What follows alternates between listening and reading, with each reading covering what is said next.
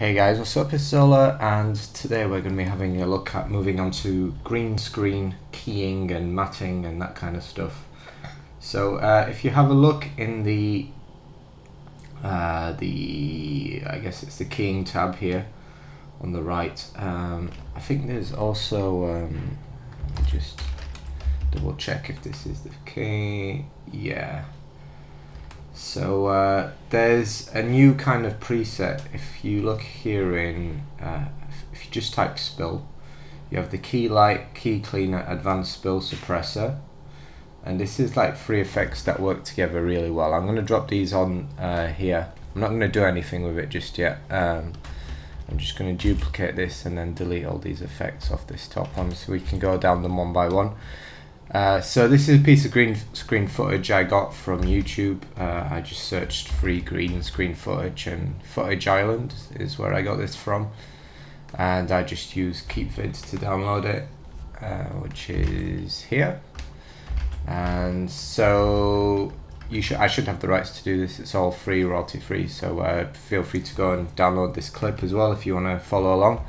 So green screen keying by through the edges has been kind of the reason we use green is because it's quite far from any other colors that we would normally use. I mean, like, green is not usually a color people wear, so when they're shooting a scene, green was one of the obvious colors to wear, you know, to kind of differentiate yourself, because usually people are wearing like white, black, or like jeans which are blue or whatever. So that's the reason green screen was used throughout the ages. Obviously some of the places use blue screen, you know, I've even seen a red screen.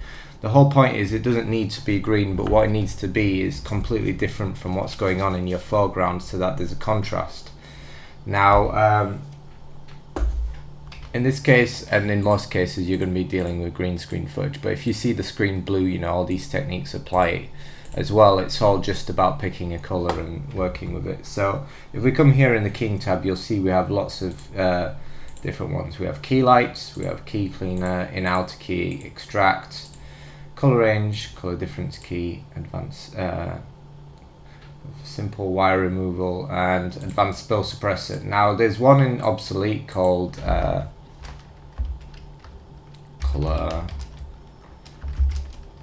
key, and I still like to use this. It's in a tab called obsolete because you're not meant to use them anymore, but I still find it super useful for just getting a rough key.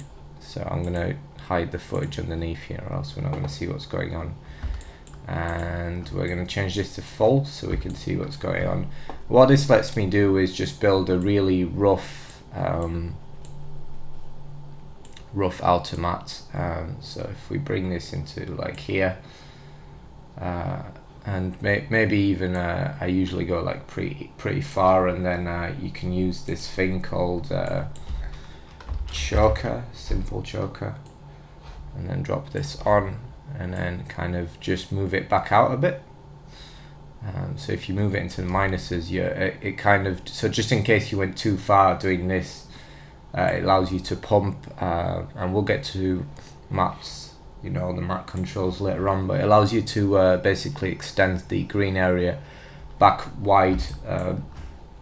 So as we can see here, now we've got like all the area that we've got rid of most of the green, and we're leaving ourselves a kind of tiny little area here in which to key, which is this fringe. And the great thing about these two effects is, as you can see here from the playback, it's really quick.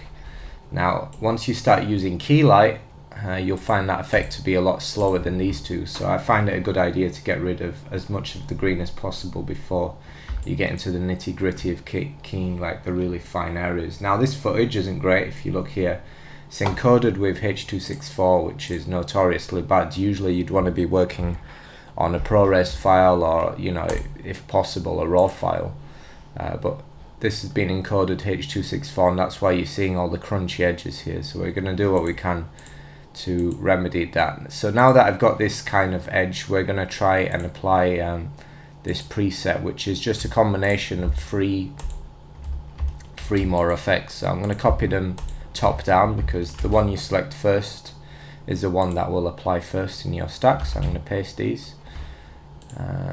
So there we go. So we've got color key and then key light, key cleaner, and then key suppressor. So I'm going to hide that for now.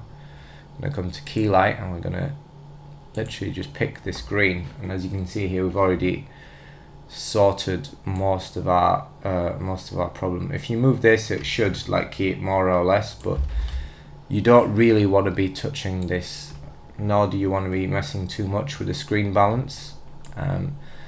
Now if we come to screen pre-blur, it always helps to do like a 0.1 just to add a bit of softness, especially if there's a bit of noise. It just kind of softens up your matte. It's really hard to see on this footage, but definitely helpful. And then you're going to want to come to your clip blacks, and then this will help you actually bring in your area. And so now we're kind of pretty close already.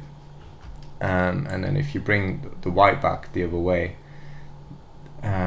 you're going to want to meet somewhere in the middle. But I mean, ideally you're going to want to keep these as close to 100 and 0 as possible. So we're just going to bring, to be honest, I'm not even going to touch that much. And you can do the softness here. This kind of softens your matte when you're finished with it. This is the color it replaces it with. So if there's any transparent area, you can do source, you can do hard color, and again it's kind of hard to see here, but it will basically fill in any areas that are kind of being eaten away by slight bits of green with I usually find hard color to be the best one, and somewhere in a gray is usually a good idea to kind of do this. And this is a bit like the matte choker earlier, you can kind of bring things in slightly, and to be honest that looks pretty good. If we come here, you know, we've got a tiny bit of green, but you know, you can probably knock this up slightly, and yeah, you know, that looks pretty good to me. We kind of, if we do the rollback here, we'll see that's something like that is about as good as we're going to get. The inside outside mask is if you have additional ones. I very rarely use this, and you can do edge color correction, so we can try doing this, and then you can do edge grow, but usually what I'll do is just try and bring the saturation down if I end up using that. But to be honest, now that they've added key cleaner, so this by default seems to be making things worse, but if you bring this down, in this case it might actually, it's not always the best idea to use it. So as you can see here, if I bring the strength down, basically turn it off, it seems to be working better without, so let's just leave it.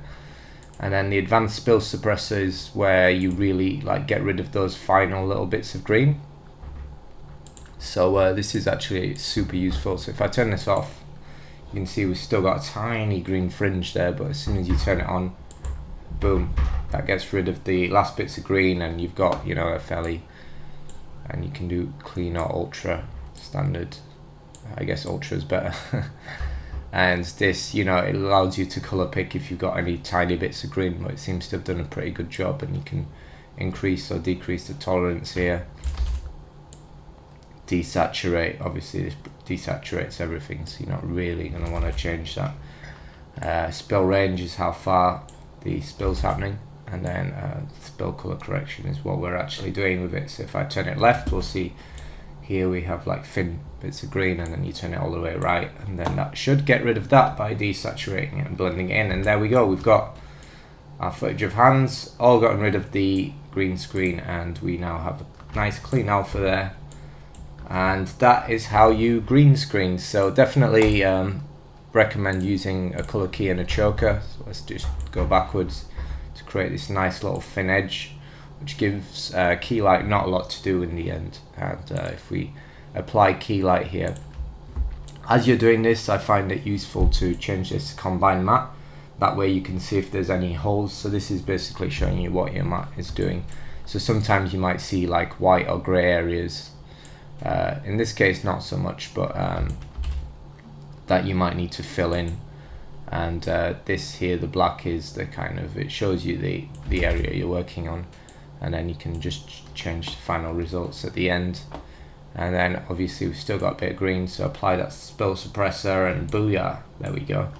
So hopefully you find this useful, guys. I will move into some of the different methods of keying in another lesson, so how you can use a luma key, because sometimes you might want to try key something and you might not have a green color, and so that is where some of the other keying methods will come in useful, and we'll have a look at those in another lesson. Thanks for watching. I apologize for the infrequency of my videos at the moment. I have a lot of work on, lots of new clients, and lots to do, so I apologize. We will try and pick it back up to one a day when I'm less busy. Thanks for watching, and see you soon.